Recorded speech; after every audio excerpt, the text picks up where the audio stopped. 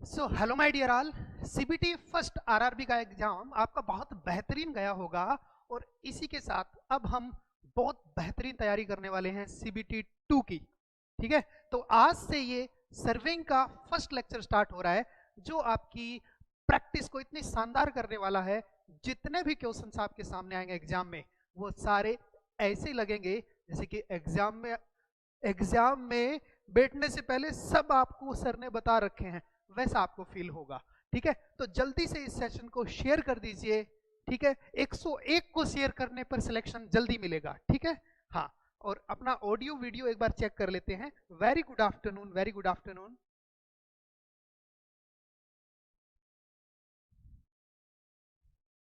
Arun, very good afternoon.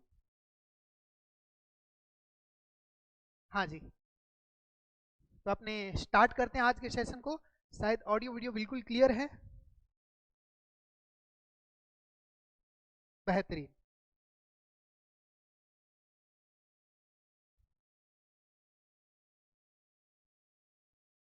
बिल्कुल, आप जल्दी से शेयर कर दीजिए आप इस चीज़ को। आप इस सेशन को जैसे ही शेयर करोगे और मेरे को ऑडियो वीडियो का कंफर्मेशन एक बार कमेंट में बता दीजिए। बिल्कुल वॉइस परफेक्ट आ रही है, फिर अपन सेशन को स्टार्ट करते हैं। ठीक है, बिल्कुल इंटरप्ट नहीं होना चाहिए।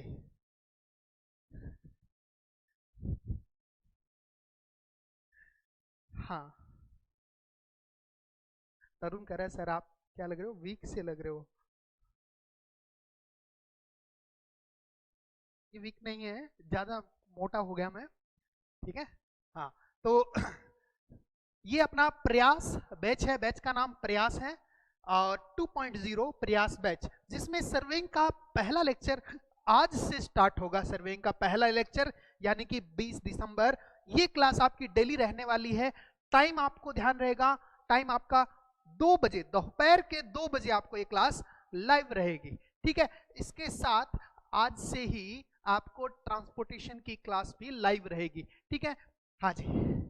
इसके साथ आपको थोड़ी जानकारी और दे देता हूं। ये 2.h की खासियत क्या है, लाइव और रिकॉर्डेड क्लास। इसके अलावा आपको बाइलिंगुअल प्रैक्टिस क्वेश्चन, टेक्निकल और नॉन टेक्निकल दोनों के। नॉन टेक तो आप पढ़ ही चुके हैं। ठीक है, इसके अलावा आपको क्लास की पीडीएफ के साथ आपको एडिशनल मॉक टेस्ट मिलेंगे, स्पेशल रिवाइज क्लास भी मिलेगी। और इसके अलावा ये लैपटॉप और मोबाइल पे एक्सेस कर सकते हो आप। ठीक है ना, टैब पे भी एक्सेस कर सकते हो। इसके इसकी आपके जो प्राइस है वो काफी कम हो चुके हैं। ऑफर प्राइस आपके 499 में है आपका। ठीक है ना, इसके अलावा आप CBT2 का लक्ष्य बैच भी ले सकते हैं, जो कि स्पेशली आरआरबी 2 का, आरआरबी CBT 2 पर डेडिकेटेड बैच रहेगा। ठीक है, इसका ऑफर प्राइस आपको दिख रहा है 6 मंथ वैलिडिटी के साथ आपको काफी कम प्राइस में मिल रहा है। इसके अलावा आपने उड़ान में काफी ज्यादा कनेक्ट हुए होंगे। उड़ान के साथ बहुत सारे स्टूडेंट्स हैं जो कनेक्ट हुए, जो कि उड़ान एक ऐसा बैच है जो सारे एग्जाम को कवर करने वाला है। ठीक है, ये तो रहे आपके बैच। इसके अलावा एक लक्ष्य बैच है जिसके साथ कोई इनरोल हुआ है, तो उसमें आपकी नॉन टेक एडिशनल मिलता है। ठीक है, चलो ये तो रही बैच की बात। ये आपको जो भी पसंद है वो आप अपना फेवरेट बैच क्लिक कर सकते हैं। अगर आपको इसमें कोई भी परेशानी होती है तो हेल्पलाइन नंबर पे कॉल करो, नहीं तो आप डायरेक्ट मेरे नंबर पे कॉल करो, ताकि आपको सही बैच पिक करने में हेल्प मिलेगी। कोई स्टूडेंट है ना, बैच को गलत पिक कर लेता है। जैसे किसी को एसएससी जेई की तैयारी करनी है और उसने उसने आरआरबी CBT 2 का बैच ले लिया और वैलिडिटी 6 मंथ की है। बात यहाँ पे कंटेंट की नहीं है, बात ये वैलिडिटी। ठीक है ना, वैलिडिटी। और वो उतनी वैलिडिटी में कवर कर पाएगा नहीं कर पाएगा, उस पर सवाल खड़ा हो सकता है। इसलिए सही बैच का सिलेक्ट होना बहुत जरूरी है। ठीक है, इसके साथ अपन स्टार्ट करते हैं। आपकी स्क्रीन पर पहला क्वेश्चन स्टार्ट करते हैं। आपकी स्क्रीन पर पहला क्वेश्चन पूछा है इसने कि 200 स्क्वायर मीटर है, 200 स्क्वायर मीटर है, वो कितने स्क्वायर यार्ड मतलब वर्ग गज के इक्वल होगा। आपका पहला क्वेश्चन आपके स्क्रीन पर ये रहा। बिल्कुल, बहुत बढ़िया हूं मैं। राहुल यादव ने पूछा है सर कैसे हो आप, बहुत बढ़िया हूं। तो यहां से आपका पहला क्वेश्चन स्टार्ट हुआ है। पहले क्वेश्चन का आंसर आप कर सकते हैं। देखते हैं आपके कमेंट में पहला आंसर किसका आता है। हाँ, तरुण ने कल फोन किया था, हो सकता है अपनी बात नहीं हो पाई होगी तरुण। हाँ, कोई बात नहीं, क्लास के बाद में बात हो जाएगी जरूर, ठीक है। मैं कॉल बैक कर लूंगा आपको, आप एक बार व्हाट्सएप पे मैसेज छोड़ दिया करो। कई बार, हाँ, व्हाट्सएप वाली बात मैं बता देता हूँ आपको, क्लास की शुरुआत में ही कई लोग व्हाट्सएप पे मैसेज करते हैं, तो उनके मैसेज पुराने होने पर नीचे बॉटम में चले जाते हैं, इसीलिए उनको रिकॉल करने के लिए आपको ना शाम को 8 बजे एक डॉट मैसेज कर दिया करो, जिससे आपका क्वेश्चन, आपका जो मैसेज है वो ऊपर आ जाए, ठीक है ना। ये बहुत बढ़िया चीज है, ठीक है। नहीं तो क्या होता है, कई बार है ना मैसेज छुप जाते हैं, ज्यादा हाइड हो जाते हैं, नीचे चले जाते हैं, तो वो दिखाई नहीं देते, ठीक है ना। हाँ, बहुत बढ़िया, राजस्थान जेई के लिए। तो इस क्वेश्चन का आंसर किसने दिया, बताओ, इस क्वेश्चन का आंसर किसने दिया? 200 स्क्वायर फीट, 200 स्क्वायर मीटर, वो कितने वर्ग गज के इक्वल होगा? तो हम इसके कंसेप्ट को साथ में सीख लेते हैं, ठीक है। इसके कंसेप्ट को साथ में सीख लेते हैं। पहले आंसर देख रहा हूं मैं, आंसर किसका कोई आ रहा है क्या? इसका आंसर आ रहा है? अब बताइए इसका आंसर किसने सबसे पहले सॉल्व किया है? चलो ठीक है, अगर सॉल्व नहीं किया तो कोई दिक्कत नहीं, आपके माइंड में अभी फिट कर देता हूं। पहले तो गज क्या होता है? गज वही तो होता है 52 गज का दामन, है ना, वही होता है जिसको क्या बोलते हैं? यार्ड बोलते हैं। एक यार्ड मतलब गज। अगर वो गज की बात करें ना, तो ये ना एफपीएस सिस्टम में था। कौन से में? Foot pound second, FPS system का पार्ट है ना, जिसमें अपने फुट पाउंड सेकंड चलते थे। एक वर्ग गज 3 फीट के इक्वल होता है माय डियर, ठीक है ना।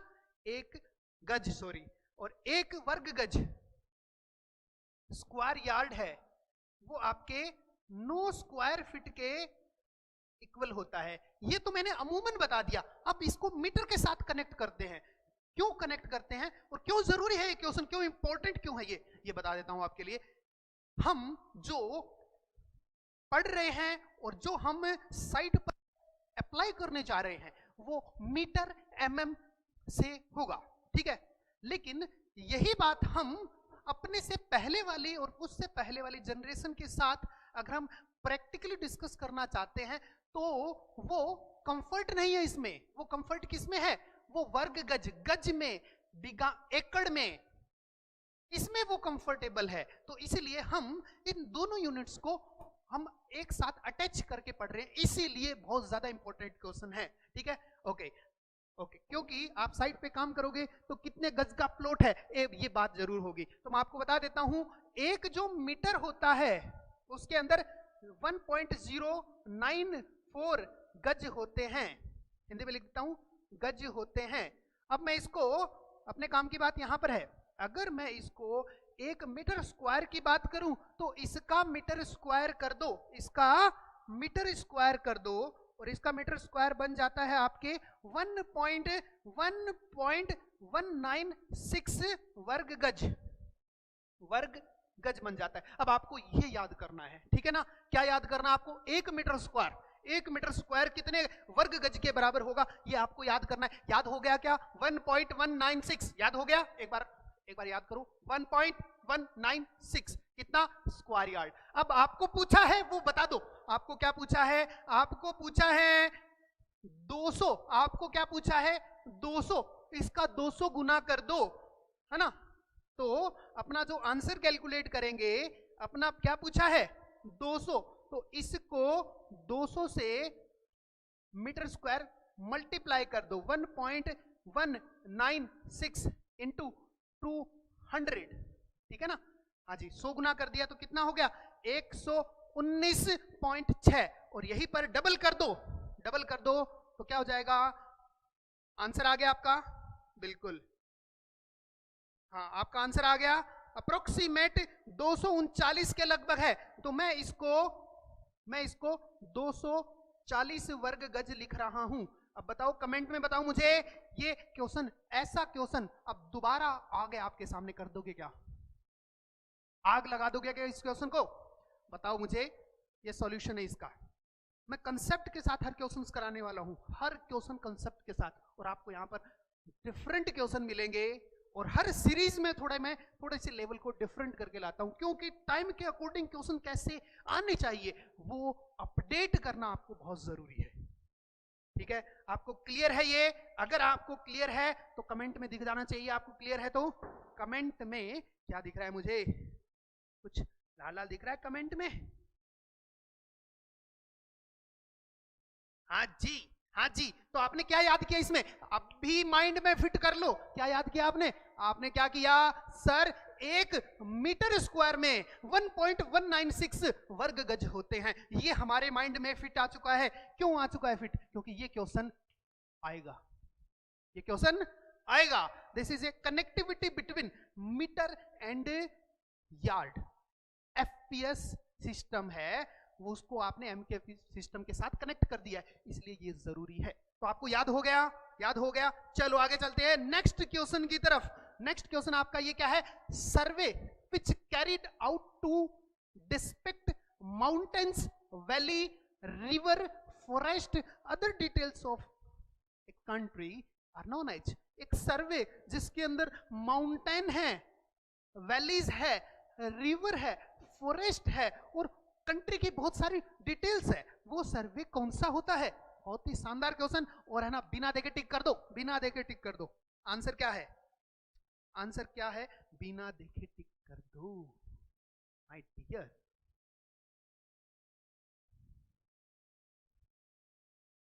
बिल्कुल, आपका बिल्कुल सही आंसर है। तो ये क्या दिख रहे हैं? ये नेचुरल फीचर दिख रहे हैं। सर आपने क्लास में पढ़ाया था किसी पर्टिकुलर एरिया के नेचुरल फीचर्स के बारे में एनालिसिस कर, वो टोपोग्राफिकल सर्वे में आता है। तो आपका आंसर बिल्कुल सही है, आपका आंसर बिल्कुल सही है। साथ ही में साथ बाकी ऑप्शंस को भी देख लेता हूं। ये कैडेस्ट्रल सर्वे किसके लिए होता है? ये बाउंड्रीज के लिए होता है कैडेस्ट्रल सर्वे। इंजीनियरिंग सर्वे क्या होता है? सर ये इंजीनियरिंग डिजाइन के लिए होता है। डिजाइन मतलब क्या समझते हो? जो डिजाइन कर, जो ड्राइंग्स बनाई जाती है डिजाइन करके कि ये स्ट्रक्चर इतने लोड के लिए डिजाइन किया गया है और ये इसकी ड्राइंग है जिसके अंदर पैरामीटर, रेनफोर्समेंट, सारी डिटेल्स है। ठीक है ना? ओके। माइन सर्वे मिनरल वेल्थ के लिए, मिनरल वेल्थ को एक्सप्लोर करने के लिए बनाया गया है। हाँ जी। और टोपोग्राफिकल सर्वे क्या होता है? किसी एरिया को टॉप से देखेंगे जिसमें क्या क्या नेचुरल ऑब्जेक्ट्स है। ठीक है ना? आगे देखेंगे। नेक्स्ट सवाल आपकी स्क्रीन पर ये रहा। स्केल ऑफ कोड है। द स्केल ऑफ कोड इज यूज्ड टू मेजर और सेट आउट। स्केल ऑफ कोड का क्या मेजर करने के लिए, क्या सेट आउट करने के लिए यूज किया जाता है, ये आप आंसर बताने वाले हैं। बताइए आंसर क्या होगा? बहुत बेहतरीन, बहुत बेहतरीन। तो आप एक बार जरूर शेयर कर दीजिए इस वीडियो को। बहुत से स्टूडेंट्स को पता नहीं है कि लाइव क्लास स्टार्ट हो चुकी है। हाँ जी। तो आपका आंसर क्या है? स्केल ऑफ कोड क्या होता है? और ये सर आपने पहली बार बताया, ये स्केल ऑफ कोड पहली बार नहीं, लेक्चर में अपन ने डिस्कस किया था। स्केल ऑफ कोड क्या होता है? स्केल कितने टाइप के होते हैं? सर स्केल है ना, स्केल वो कई टाइप्स के होते हैं जिसमें 3 टाइप इंपॉर्टेंट है, इंपॉर्टेंट बेसिक्स। स्केल सर एक तो प्लेन स्केल होता है, एक डायगोनल स्केल होता है। Sir plain scale, diagonal scale तो डायमेंशंस मेजर करते हैं, ठीक है, लेंथ मेजर करना है, एरिया मेजर करना है, ये वाला हो गया। लेकिन सर जब अगर एक लाइन 30 डिग्री डायरेक्शन में जा रही है तो वो 30 डिग्री कौन मेजर करेगा? या तो प्रोटेक्टर मेजर करेगा या फिर मेजर करेगा स्केल ऑफ कोड। ठीक है ना? बिल्कुल। तो यहां पर एंगल मेजर करेगा। बिल्कुल। स्केल ऑफ कोड बना के बता देता हूं आपको, अगर ध्यान में रह जाएगा तो ये रह जाएगा स्केल ऑफ कोड। अगर मेरे पास ए बी है, अगर मेरे पास ए बी है और मैंने ए बी में बी को सेंटर मानकर एक आर्क ए बी के बराबर रेडियस का आर्क ड्रॉ किया है, तो ये यहां पर 60 डिग्री हो जाएगा, ये यहां पर 120 डिग्री हो जाएगा और इन दोनों से 90 डिग्री हो जाएगा। तो मेनली हम क्या देख रहे हैं? स्केल ऑफ कोड आर्क के लिए देख रहे हैं। ठीक है ना? बिल्कुल। ये सबसे बेसिक से बेसिक स्केल ऑफ कोड है। ओके, ठीक है। बाकी एक्यूरेसी के लिए जो है इसकी एक्यूरेसी के लिए स्केल ऑफ कोड का जो फुल्ली वर्जन है वो आपने डिटेल्ड क्लास में देखा होगा। नेक्स्ट सवाल पे चलते हैं। ये सवाल, नेक्स्ट सवाल आपका, smallest length that can be drawn on A map is, किसी मैप पर सबसे छोटी लेंथ ड्रॉ करनी है तो आप कितनी सबसे छोटी लेंथ है वो कितना mm का, कितना सेंटीमीटर का आप ड्रॉ कर सकते हो, जिसको हम एक्यूरेसी ऑफ मैप भी बोलते हैं। आंसर बताइए क्या होगा।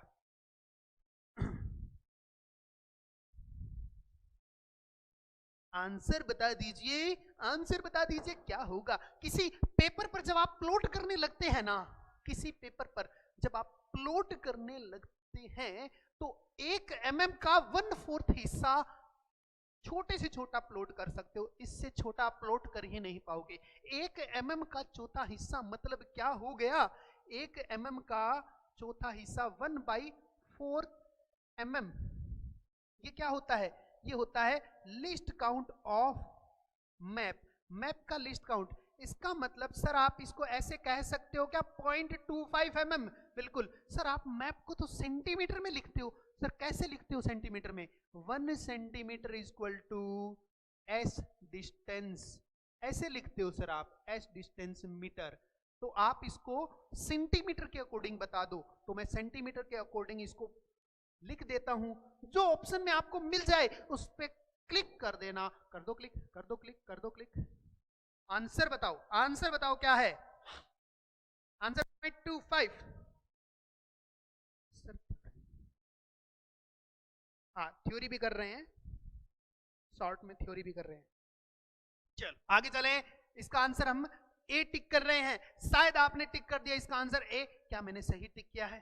बिल्कुल सर आपने बिल्कुल सही किया है। 0.2 मतलब इसका नियरेस्ट जो है आंसर यही बन रहा है। चलो आगे चलते हैं नेक्स्ट की तरफ, ठीक है।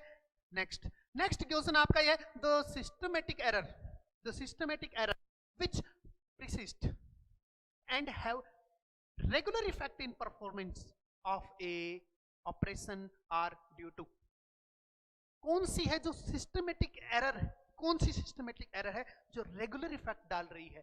आंसर करो क्वेश्चन का, बताइए इसका आंसर क्या होगा। बहुत ही बढ़िया क्वेश्चन है। सिस्टमैटिक एरर है ना, उसको अच्छे से समझना आपको बहुत जरूरी है। एक क्यूमुलेटिव एरर इसका नाम होता है, ये एक रेगुलर इफेक्ट डालता है। हाँ जी, क्या कोई केयरलेस होगा तो उसका रेगुलर इफेक्ट होगा? रेगुलर नहीं होगा, कभी कम होगा, कभी ज्यादा होगा, कभी पॉजिटिव होगा, कभी नेगेटिव होगा, क्योंकि केयरलेस तो कितना भी केयरलेस हो सकता है। तो ये आंसर नहीं है। कैलकुलेशन मिस्टेक अगर हो रही है वो तो कितनी भी हो सकती है, 2 छिक्के 18 बोल सकता हूं मैं, 2 छिक्के 20 बोल सकता हूं मैं, है ना, जो कि गलती है मेरी। ओके, तो यहां पर पुअर अटेंशन, ध्यान नहीं देना, ध्यान नहीं दोगे तो कितना भी बड़ी घोटाला गलती हो सकती है। तो आपका जो इंस्ट्रूमेंट में फॉल्ट है वो आपका क्या आ गया, यहां पर सही ऑप्शन आ गया। मतलब इंस्ट्रूमेंट में फॉल्ट ये है कि अगर कोई इंस्ट्रूमेंट 20 डिग्री 21 डिग्री नाप रहा है तो वो हर बार उतना ही इफेक्ट डालेगा, लीनियर तरीके से वेरी उतना ही करेगा। अगर मैं कहूं इसके बजाय अगर कोई चेन 1 सेंटीमीटर बड़ी है तो हर बार नापने में 1 सेंटीमीटर का रेगुलर इफेक्ट दिखेगा। क्या आपको समझ में आया? रेगुलर इफेक्ट क्लियर है क्या? बहुत बेहतरीन, बहुत बेहतरीन। चलो डी ऑप्शन। अब अपने नेक्स्ट क्वेश्चन की तरफ चलते हैं। नेक्स्ट क्वेश्चन ये रहा, plan is a graphical representation of the features on large scale as projected on। जो आपका प्लान और मैप की बात आती है तो प्लान है ना, वो कौन सा प्रोजेक्शन होता है बताओ आप। ये बहुत ही बेहतरीन सा क्वेश्चन है, बहुत बेहतरीन और आसान सा क्वेश्चन। मेरे हिसाब से सबका आंसर ये सही होना चाहिए इसका। बताओ इसका आंसर क्या होगा? प्लान जी, प्लान आपका किसका क्या होता है? प्लान का मतलब ये होता है, आप टॉप व्यू देख रहे हो, आपके मकान का टॉप व्यू देख रहे हो, तो ये आपके प्लॉट का टॉप व्यू है, वो आपका प्लान है। और मैप की बात करूं मैं, मैप क्या है?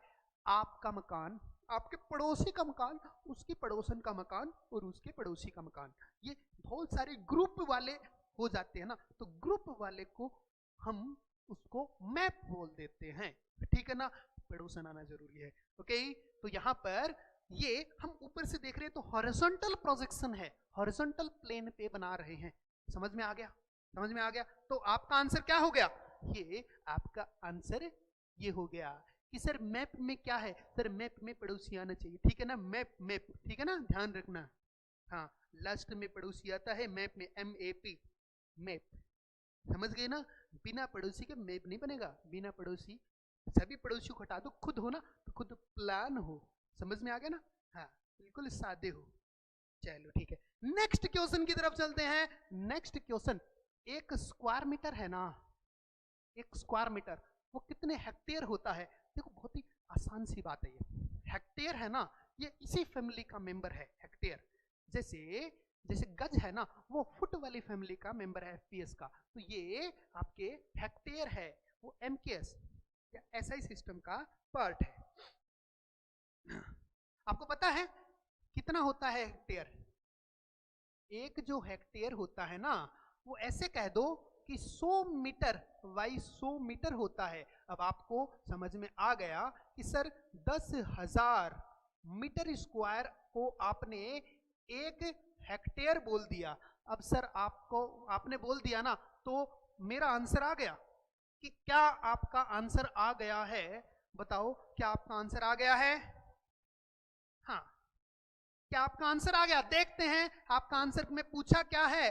आपको आंसर में पूछा क्या है माय डियर, आपको पूछा है 1 मीटर स्क्वायर है ना, वो 1/10 की पावर 4 हेक्टेयर होगा। आपको क्या पूछा है, 1 square metre is equal to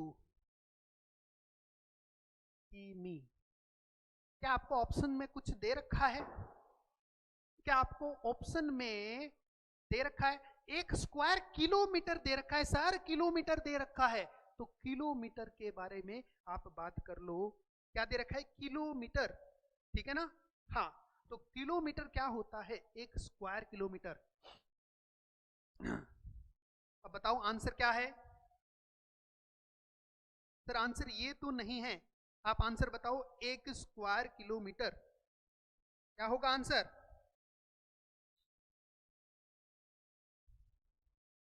आ गया आंसर, बेहतरीन, बहुत बढ़िया, बहुत बढ़िया, बेहतरीन।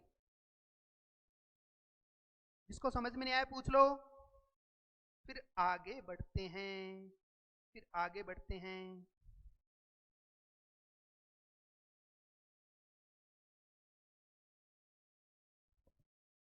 चलें, बहुत बढ़िया, बहुत बढ़िया। कुछ कैलकुलेशन खुद भी करनी है, कुछ कैलकुलेशन खुद भी करनी है। 1 किलोमीटर स्क्वायर का मतलब आप समझ गए हैं ना, 1 किलोमीटर स्क्वायर, थोड़ा सा हिंट दे देता हूं, 1 किलोमीटर का square 1 kilometre into 1 kilometre, 1 kilometre into 1 kilometre आपका 1 किलोमीटर का स्क्वायर है, ठीक है ना। हाँ जी, उसको आपको बताना है कितना हेक्टेयर है। आगे आंसर समझ में, चलो बहुत बढ़िया। बेसिक्स है, बेसिक्स आपको मैं बताता रहूंगा और आपको थोड़ी सी मेहनत करनी है। इसका आंसर जो अभी नहीं कर पाएगा, ठीक है ना, वो बाद में करके मेरे को मैसेज करना, मेरे को मैसेज करना, व्हाट्सएप पे मैसेज करना। कहाँ पे, व्हाट्सएप पे मैसेज करना कि सर इस क्वेश्चन का आंसर कंसेप्ट मैंने सीख लिया है, ठीक है ना। अब आप जो भी, आप कुछ भी कह दो, ठीक है ना, हम बता देंगे। एक चीज मैं बता देता हूं, मिली सेंटी डेसीमीटर,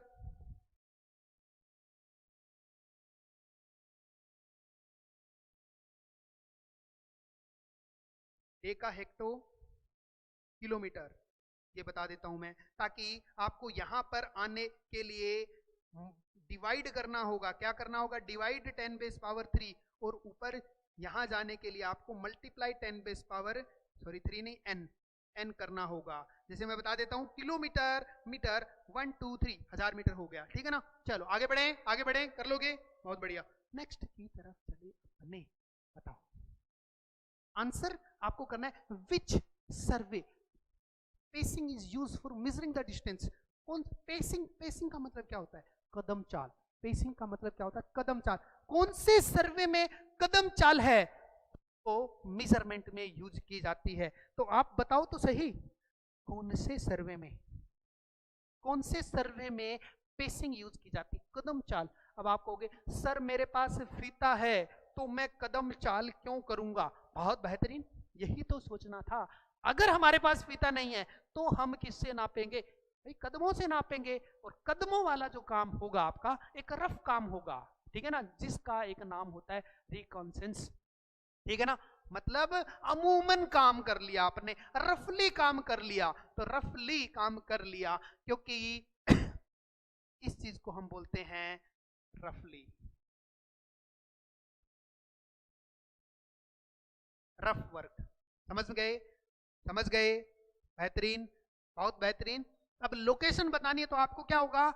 लोकेशन बतानी है आपको, बिल्कुल प्रिसीजन के साथ काम करना पड़ेगा, ठीक है। यहीं पर अगर आपको प्रिलिमिनरी सर्वे करना होगा तो भी आपको कितना मीटर है आपको एग्जैक्ट बताना होगा। लेकिन आपने अगर कदम से बताया है तो कदम किसी के छोटे होते हैं, किसी के बड़े होते हैं, सबकी कदम चाल अलग अलग होती है। आपके लिए कमेंट में एक छोटा सा क्वेश्चन है, आप बताओ आदमी की, व्यक्ति की एवरेज पेसिंग है वो कितनी मानी गई है? आपको कमेंट में आंसर करना है। क्वेश्चन दोबारा से पूछ रहा हूं मैं, किसी आदमी की रेगुलर पेसिंग लेंथ, रेगुलर एक कदम की लंबाई कितनी मानी गई है? ये आपको कमेंट में आंसर करना है, ठीक है ना। ओके, करो आंसर। ये आया हुआ क्वेश्चन है, कितनी मानी गई है जल्दी से बता दो। एक ने आंसर क्या किया है? अच्छा, पुराने वाले का आंसर है तो बता सकते हो आप, बता सकते हो किसी व्यक्ति की कितनी होती है। ये मेरा रेगुलर पुरुष है, ठीक है ना। अब ये कदम चाल रख रहा है तो ये कितना कदम माना जाए? ठाकुर नहीं है ये, आप गलत समझ रहे हो, ठाकुर नहीं है ये। तो ये पेसिंग विड्थ जो है वो कितनी मानी गई है? वो 80 सेंटीमीटर मानी गई है। कितना? 80 सेंटीमीटर। ऐसे समझ गए ना, समझ गए ना। बहुत बढ़िया, 80-85 रेंज बता दी है तरुण ने, बहुत बेहतरीन, ठीक है ना। अब सर आपके दिमाग में ऐसा क्वेश्चन आएगा कि सर राजपाल यादव और अमिताभ बच्चन दोनों के लिए मानेंगे? हाँ एवरेज है ना, ठीक है ना, एवरेज मानी गई है। बाकी एग्जैक्ट जिसका है उसका देख सकते हैं अपन, ठीक है ना। कैसे पता करेंगे? कैसे पता करेंगे एग्जैक्ट? क्यों पता करेंगे भैया? फीता होता है तो फीते से आप मेजर कर लोगे। कदम की कब जरूरत पड़ती है, ठीक है ना। अगर आपको अपने कदम चाल पता करनी है रेगुलर तो आप क्या करोगे? आप क्या करोगे? आप 100 मीटर को 100 मीटर में आप अपने कदम स्टेप्स गिन लो मार्किंग में, ठीक है ना। तो आपकी एग्जैक्ट लगभग पता लग जाएगी, लेकिन वो भी लगभग होगी, है ना। ओके, नेक्स्ट आगे बढ़ते हैं अपन, आगे बढ़ते हैं। Now the difference between sum of angle of a spherical triangle on the earth surface and the angle of corresponding plane triangle for every 195 195 square kilometre, 195 है ये, ठीक है ना। ओके, आप बताओ मुझे 195 वर्ग किलोमीटर का एक तो प्लेन ट्राइंगल उठाया आपने और एक स्फेरिकल ट्राइंगल उठाया, तो आपको प्लेन ट्राइंगल के तीनों एंगल का सम तो 180 आपको पता है, लेकिन आपको बताना है स्फेरिकल ट्राइंगल के तीनों एंगल का जो सम है वो कितना ज्यादा होता है प्लेन से, आपको ये बताना है। आंसर बताइए। बहुत बढ़िया, ये रटा हुआ बिल्कुल शानदार सा आंसर है। तो इसको बोलते हैं स्फेरिकल एक्सिस। क्या बोलते हैं? Spherical axis. क्या बोलते हैं? Spherical axis. और स्फेरिकल एक्सिस को कैपिटल ई से डिनोट करते हैं और इसको फॉर्मूला कहते हैं S-180। एस जहां है सम ऑफ इंटीरियर, एस जहां पर है सम ऑफ इंटीरियर। अब अगर मैं ऐसे कहूं कि एक 195 वाला प्लेन ट्राइंगल है और दूसरा एक स्फेरिकल ट्राइंगल है, एक स्फेरिकल ट्राइंगल है। तो व्हाइट वाला जो स्फेरिकल ट्राइंगल ना, इसमें इंटीरियर एंगल ज्यादा हो रहे हैं, तो दोनों में अपन इसके अंदर जो व्हाइट वाला है ना, उसके अंदर आपके इंटीरियर एंगल होता है 180 डिग्री 0 मिनट 1 सेकेंड, और अपन मान ले इसको 180 एग्जैक्ट अपने को पता है, हम इसको माइनस कर देते हैं। अगर हम इसको माइनस कर देते हैं, इसका आपके एरिया पता है ना आपको, ये एरिया कितना है 195 किलोमीटर स्क्वायर, तो आपका आंसर 1 सेकंड आ जाता है, 1 सेकंड आ जाता है। समझ गए? अब यहां पर आपके दो क्वेश्चन आपके क्लियर हो चुके हैं, एक फॉर्मूला और एक इसका एग्जैक्ट आंसर। ठीक है, क्या आप समझ चुके हैं? बिल्कुल समझ चुके हैं। अब ये थोड़े थोड़े बेसिक लेवल के क्वेश्चन मैं अभी आपको करवा रहा हूं, अब आपको लेवल थोड़ा सा अप करते हैं, ठीक है ना, थोड़ा सा लेवल आपको इस लेक्चर में करूंगा, और नेक्स्ट कल के लेक्चर में आपको थोड़ा और लेवल अप मिलेगा, और थर्ड पे अपन बिल्कुल आसमान में आकर एक अच्छी हाइट पर उड़ने वाले हैं, वो हाइट जो एग्जाम में चाहिए आपको, एग्जाम में चाहिए जिस हाइट पे आपको टर्बुलेंस ना आए कोई, ठीक है ना। ओके, तो आपका आंसर आ गया ये वाला ए। नेक्स्ट क्वेश्चन, किसी पुराने नक्शे का आपको ये RF, ये आपको श्रंक फैक्टर है, किसी पुराने नक्शे का श्रंक फैक्टर आपको दे रखा है कितना 24/25, और आपको RF दे रखा है इतना, तो आपके लिए करेक्टेड स्केल, करेक्ट स्केल आपको बताना है, ठीक है ना। हाँ, तो आपको बताना है, ये RF वाला सवाल है, बहुत बेहतरीन सा सवाल है, ठीक है ना। आपको आंसर बताना है, आपको बता देता हूं करेक्ट स्केल का फॉर्मूला क्या होता है, ये आपके करेक्ट स्केल का फॉर्मूला क्या होता है माय डियर, करेक्ट स्केल का फॉर्मूला होता है SF into original scale in RF। एक तो फॉर्मूला ये होता है, ठीक है ना, एक और फॉर्मूला होता है इसका, एक फॉर्मूला और होता है S/SF, क्या होता है सॉरी S/SF, ठीक है ना। ओके, तो हम इसको RF के रूप में यूज कर रहे हैं। SF आपको दे रखा है 24/25, और आपको RF दे रखा है 1/2400। आंसर आ चुका है, आंसर आ चुका है, तो आपका आंसर क्या आ गया 2500, ठीक है, बहुत बेहतरीन, बिल्कुल आंसर आ गया। अक्षित पूछ रहे हैं कि सर इसका PDF कहां पे मिलेगा, बहुत बढ़िया सवाल है। आपको इसका PDF मिलने वाला है इजी प्रेप की एप्लीकेशन पर, इजी प्रेप की एप्लीकेशन आपको डाउनलोड करना है, वहां पर फ्री स्टडी मटेरियल मिलेगा, उसमें आपको ये PDF वहां पे मिल जाएगी, ठीक है ना।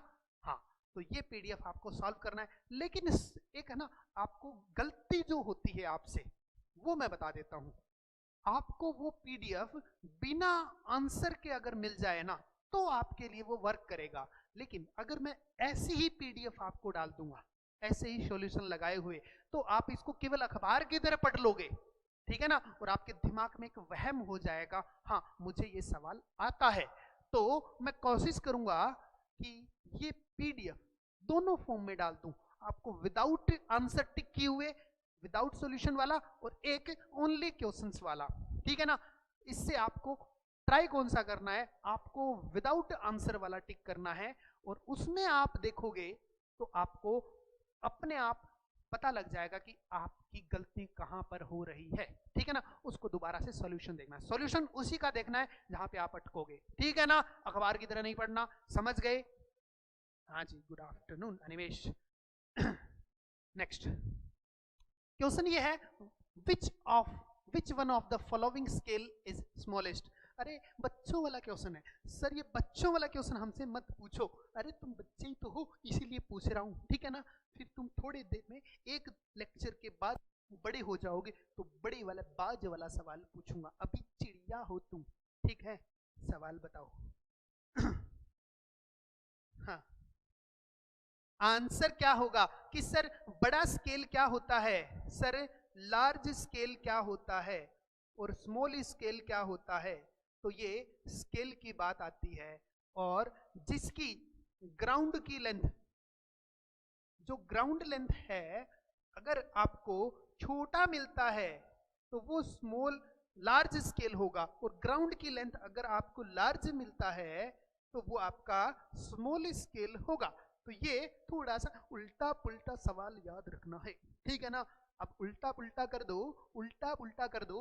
आपको क्या ढूंढना है, आपको स्मॉलेस्ट ढूंढना है। स्मॉलेस्ट का मतलब ग्राउंड की लेंथ आपको सबसे बड़ी देखनी है, समझ गए ना, समझ गए ना, ठीक है ना। बिल्कुल बिल्कुल। तो यहां पर मैं आपको बता देता हूं स्मॉलेस्ट स्केल, स्मॉलेस्ट आपके स्केल के लिए, स्मॉलेस्ट स्केल के लिए, स्मॉलेस्ट स्केल के लिए आपको क्या ढूंढना है, ये आपको सर्च करना है इन ऑप्शन, समझ गए ना। सर्च करना है तो ऑप्शन में सर्च करेंगे, सबसे बड़ी क्या है, सबसे बड़ा क्या यही है क्या, डी है क्या सबसे बड़ा, बता दो, डी है क्या सबसे बड़ा, बता दो, क्या डी है क्या, देख लो, डी है स्मॉलेस्ट स्केल। बहुत बढ़िया, शानदार शानदार। नेक्स्ट क्वेश्चन पे चलते हैं, ऐसे उड़ा दोगे आप सवाल। नेक्स्ट, हाइड्रोग्राफिकल सर्वे किसकी मैपिंग डील करता है। हाइड्रो मतलब पानी, पानी मतलब आंसर टिक हो गया। नेक्स्ट आगे बढ़े हैं, लार्ज वाटर बॉडीज, लेकिन कौन सी लार्ज वाटर बॉडी, नेचुरल।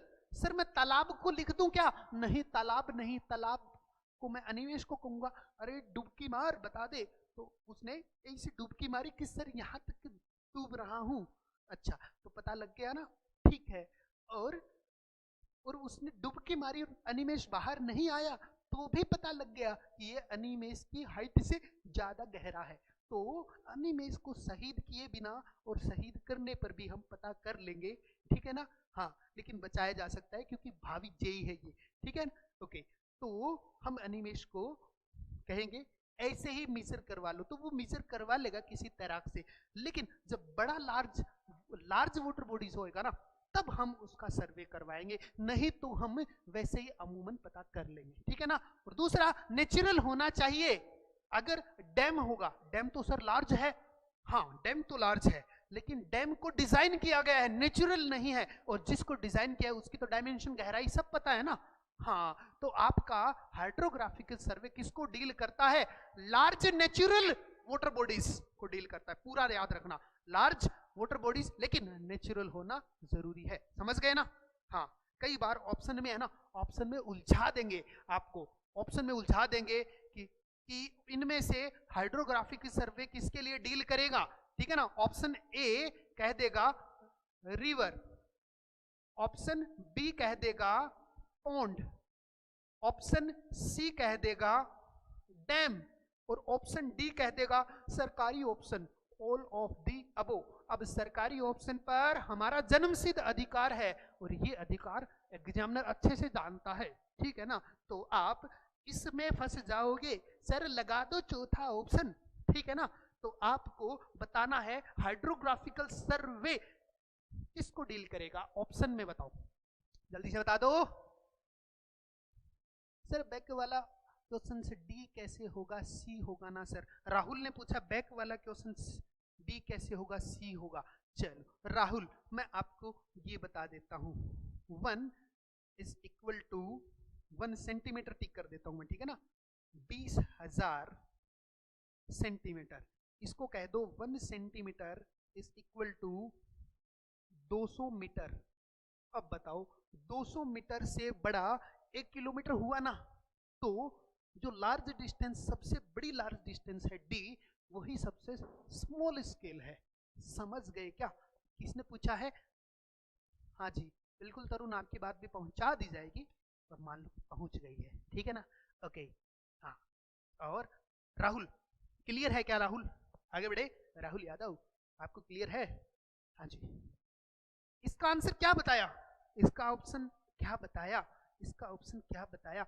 इसका सही ऑप्शन, इसका सही ऑप्शन रिवर है माय डियर, रिवर है माय डियर, ठीक है ना। और एक छोटा सा आसान सा क्वेश्चन अगर गलत हो गया ना तो इसका धोखा बहुत लगेगा यार, बहुत ज्यादा धोखे लगे सर। 1 सेकंड में 1 नंबर लेने का जो चांस हमने जो छोड़ा है ना, बस उसी का दुख है, ठीक है ना, समझ गए? हाँ जी, आगे चलें, आगे चलें। हाँ, क्योंकि हाइड्रोग्राफिकल सर्वे लार्ज वाटर बॉडीज को डील करेगा जो नेचुरल लार्ज वाटर बॉडीज है। नेचुरल, नेचुरल भी होना चाहिए, लार्ज भी होना चाहिए। तो डैम लार्ज जरूर है, नेचुरल नहीं है, ठीक है ना। पोंड नेचुरल है लेकिन लार्ज नहीं है, ठीक है। अगर रिवर की बात करें तो रिवर, नदियां नदियां नदियां नदियां हमेशा नेचुरल ही होती है और बड़ी होती है, समझ गए ना? ठीक है, तो ये गलती होने की 99 चांस वाला क्वेश्चन है, ठीक है ना। मेरे हिसाब से अब आपका क्वेश्चन गलत नहीं होगा।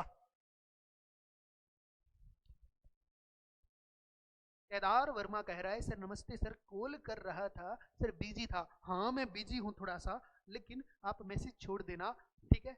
हाँ लिखो, which of the following is primary division of सर्वे? कौन सा सर्वे है जो प्राइमरी डिवीजन में आता है? आंसर बताएं, आंसर बताएं, कौन सा सर्वे है जो प्राइमरी डिवीजन में आता है? बताओ, प्राइमरी डिवीजन कौन कौन से है? अरे प्राइमरी डिवीजन कौन कौन से हैं सर? प्राइमरी डिवीजन 2 हैं। एक तो होता है सर प्लेन सर्वेइंग, बिल्कुल, एक तो होता है प्लेन सर्वेइंग, और सर दूसरा होता है जियोडेटिक सर्वेइंग। सर आपने आंसर बता दिया, अब आंसर बता दिया तो टिक कर दो, टिक कर दो। ये प्राइमरी और बेस आपके बेसिक डिविजन्स है, तो आंसर टिक हो गया है कौन सा? Geodetic surveying.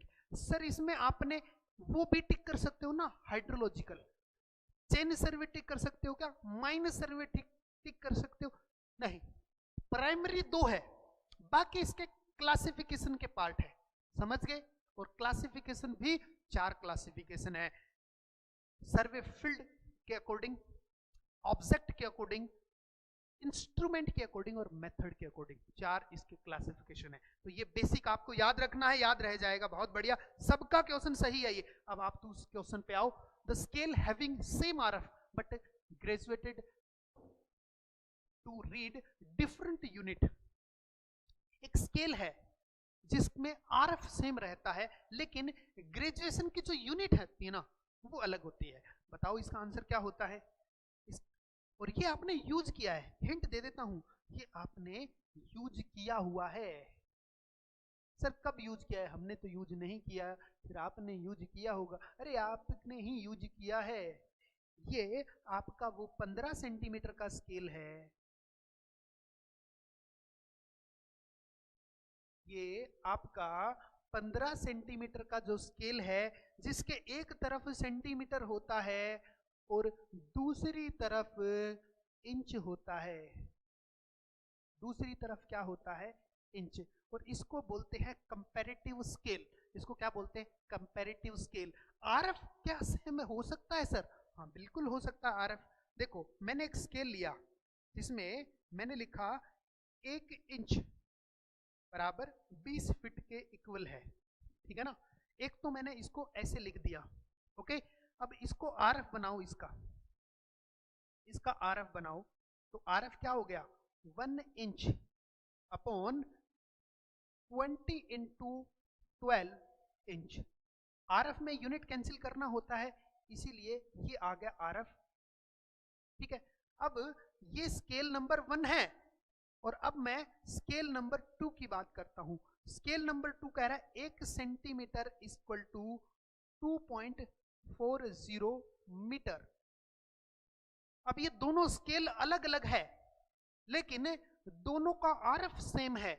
एक तो यूनिट नाप लेगा सेंटीमीटर में और दूसरा यूनिट नाप लेगा इंच में, तो बात तो वही है ना, सेम आरएफ, इन दोनों का आरएफ। अब देखो आरएफ कैसे सेम है, इसका आरएफ बनाऊं मैं तो इसका आरएफ क्या होगा, 1 सेंटीमीटर अपॉन 2.4 इंटू 100 गुना, ये सेंटीमीटर से सेंटीमीटर क्रॉस हुआ और ये 1/240 बन गया, ठीक है ना। ओके, तो इसका आंसर आपका आ गया क्या, कंपैरेटिव स्केल। समझ गए, बहुत बेहतरीन, बहुत बेहतरीन। हाँ, क्या बताना है सर, रेलवे में 55 नंबर आ रहे हैं, केदार वर्मा कह रहा है। हाँ, तो सर यूपी ट्रिपल एससी में लग गया है जॉब, अच्छा तो बहुत बढ़िया, कांग्रेचुलेशन कहो केदार को, सभी कांग्रेचुलेशन कहो, यूपीपीएससी जॉब लग गया है, बहुत बढ़िया, चिंता मत करो, ठीक है। हाँ, और बात रही रेलवे की, तो आपका काम मेहनत करना है, अगर आपसे ज्यादा मेहनत करने वाला कोई आगे आ गया तो आप पीछे रह जाओगे माय डियर, ठीक है ना। ठीक है, मेहनत करते रहो, अपनी वांछित सीट आपको जरूर मिलेगी, ठीक है, मेहनत करते रहो, ओके। हाँ, नेक्स्ट, और बाकी चीज, बाकी जो इंक्वायरी है वो हम यहीं पर तो पिछड़ जाते हैं, जहां पर अपने को पूछना चाहिए वहां पर पूछता है, अभी हम पढ़ेंगे और लेक्चर के बाद में हम पूछेंगे व्हाट्सएप पे, ठीक है ना। Okay, next, the of surveying, अरे सर्वे का सबसे प्राइमरी ऑब्जेक्ट क्या है, ये आप बता दीजिए, सर्वे का सबसे प्राइमरी ऑब्जेक्ट क्या है, ये आप बता दीजिए।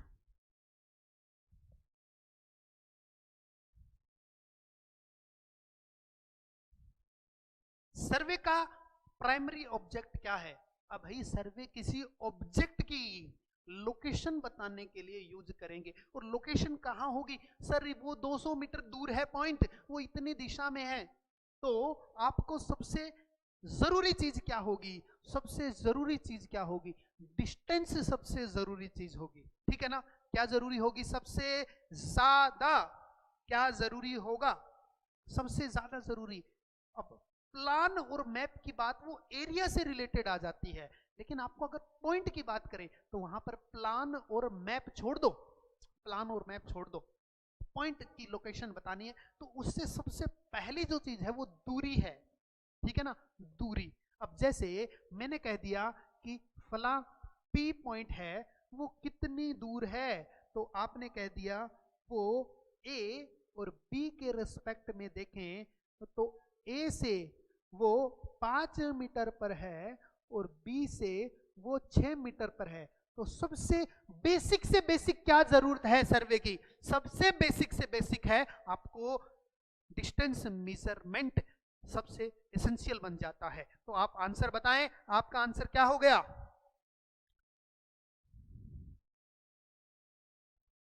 डिस्टेंस,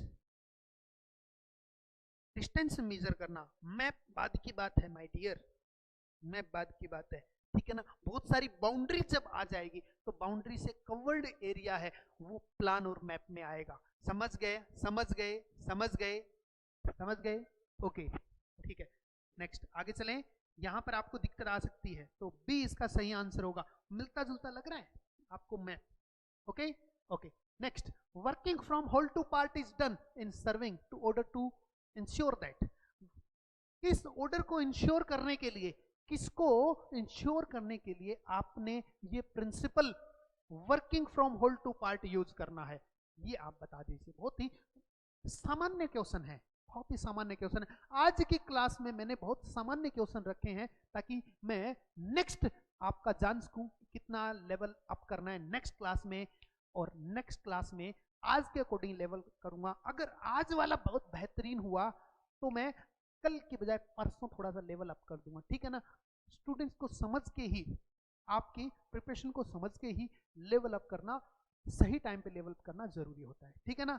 ओके, अभी आपके जहां आपकी प्रिपरेशन लग रही है उसको देखकर मुझे ये लग रहा है कि आपने बहुत अच्छी तैयारी कर रखी है, तो बहुत अच्छी तैयारी कर रखी है, तो कल अपन लेवल अप कर लेंगे, ठीक है। ओके, तो आप बताएं कि working from whole to part principle क्यों यूज करते हैं, जल्दी से बताएंगे। Working from whole to part, working from whole to part से आपको एरर का एक्यूमुलेशन रुक जाता है, मतलब एक पार्ट की एरर दूसरे पार्ट को अफेक्ट नहीं करती है। इसका मतलब ये हो गया। ऑप्शन में देख लीजिए, क्या क्विकली हो जाता है? भैया क्विकली की बात नहीं कह सकते, ठीक है ना? ओके, ठीक है। अब बात करते हैं एरर मिनिमम। हाँ, ये कहा जा सकता है, लेकिन इससे भी अप्रोप्रिएट आंसर है क्या अपने पास? Floating more quickly. तो ये तो ए और सी तो एक ही बात हो गई ना। हाँ, नेक्स्ट, एरर और मिस्टेक वन पोर्शन की do not affect remaining portion. यही तो है, यही तो है, यही चाहिए हमें कि एक पार्ट की एरर है ना, वो पूरे दूसरे पार्ट और पूरे सर्वे का सत्यानाश न करे, ठीक है ना? वो एरर को हम क्या करेंगे? एरर को लोकलाइज कर देंगे और उसके एक्यूमुलेशन को रोक देंगे। ये दो वर्ड आपको याद रखने हैं, एक्यूमुलेशन को रोकना और एरर को लोकलाइज करना। यही आपका प्रिंसिपल का मेन पर्पज। आंसर हो गया डी। आंसर क्या हो गया? डी। अब बताएं नेक्स्ट क्वेश्चन, बहुत बेहतरीन क्वेश्चन है नेक्स्ट। इस क्वेश्चन का आंसर आप बता दीजिए। Next, the survey which is the curvature of earth ignored is called. ये क्वेश्चन ऐसा कोई मुश्किल ही होगा जो इस क्वेश्चन का आंसर उसका गलत हो जाए, ठीक है ना? ये साधारण क्वेश्चन में आ सकता है, आ गया है साधारण क्वेश्चन में, ठीक है ना? ये क्वेश्चन जिसका गलत हो गया, इसका मतलब उसको बेसिक से जीरो से तैयारी स्टार्ट कर देनी चाहिए, ठीक है ना? और जिसने तैयारी जीरो से स्टार्ट की है उसी का सिलेक्शन हुआ है, ठीक है ना? ऐसा मत कहो, ऐसा मत मानो कि सर जीरो से प्रिपरेशन करना स्टार्ट हो तो सिलेक्शन होगा। हाँ, जीरो से जिसने जीरो से जो उठा है ना वही टॉप तक पहुंचा है, और जिसने मान लिया कि ये तो आता ही, आगे बताओ आगे बताओ, तो वो कुछ नहीं है, उससे आगे सारे निकल जाते हैं। समझ गए? ओके, तो यहां पर आपको बताना है कौन से सर्वे में इग्नोर किया जाएगा कि अर्थ का कर्वेचर इफेक्ट है। कौन से सर्वे में इग्नोर किया जाएगा बताइए?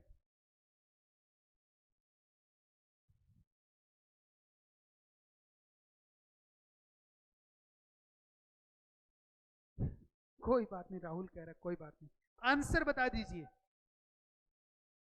इसका आंसर क्या होगा माय डियर? इसका आंसर क्या होगा माय डियर? जल्दी से बता दीजिए, कौन सा सर्वे है जिसमें इग्नोर मार देंगे कि धरती गोल है, मानेंगे नहीं धरती गोला है, ठीक है ना? धरती चपटा मान लेंगे। ओके, तो आंसर आ गया। ये क्वेश्चन सबका सही है। अब दूसरे क्वेश्चन पे आते हैं। Compare to the plan, map represent और सरफेस।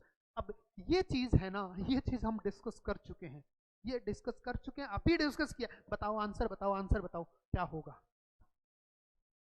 बहुत बढ़िया।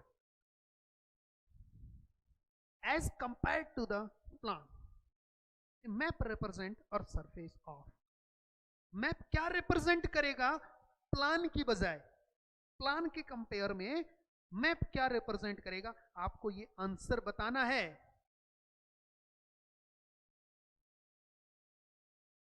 याद है ना? किसको याद करना है? किसको याद करना है माय डियर? किसको याद करना है? याद है ना? हाँ जी,